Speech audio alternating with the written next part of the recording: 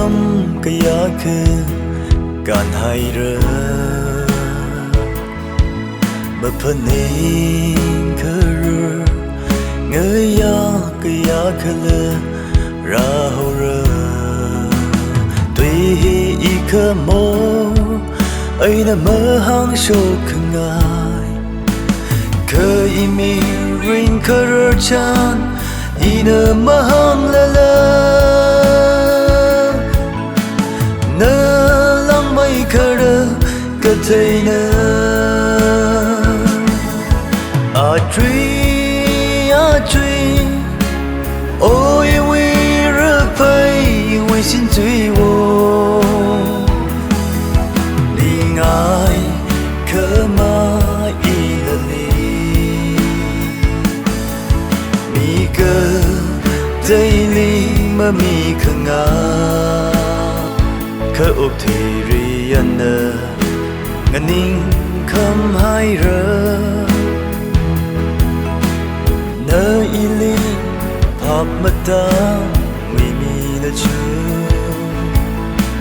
ô y quy xin tùy vô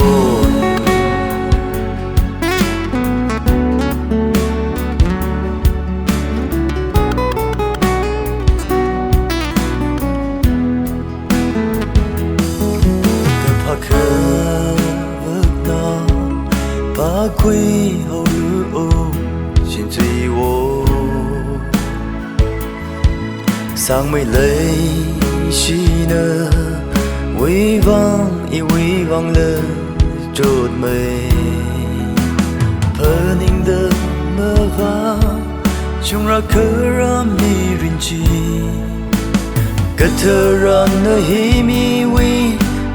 nơ đơ chất xa đi đâu mơ nơ đang anh yu si hào lơ bai a truy ôi we rơ phây we xin tùy vô ni ngài khờ ma y nơ li mi cơ dây li mơ mi khờ ngà khờ ốc thì ri anh nơ ngân ninh khăm hai rơ nơi li pháp mất ta mi đã chờ ô y quy xin tùy vốn ô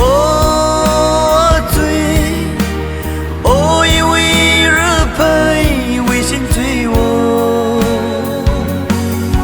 đi ngài khờ ma y nơ li mi cơ tây li mơ mi khờ ngà khờ ốc thì ri anh nơ ngân ninh khăm hai rơ nơi li pháp mất ta nguy mi nơ chơ ô